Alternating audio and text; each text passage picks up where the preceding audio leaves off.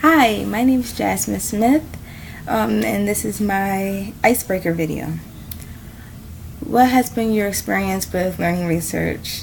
A few years ago in my undergrad, I had a statistics class, and when I was a junior in high school, I had a AP statistics class, and I remember learning about cluster and sampling and surveying people and different programs to use to collect data.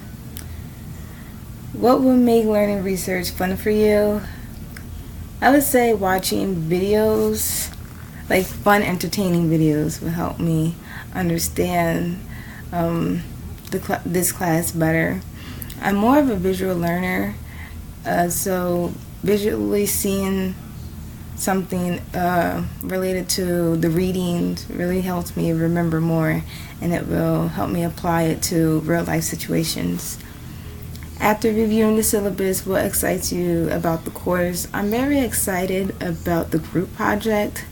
I chose to be in the youth street program, and that's because I really do want to work with at-risk teenagers, because I feel like they are the ones who need a lot of guidance and a lot of help and support, and that's why I love working with youth and children right now.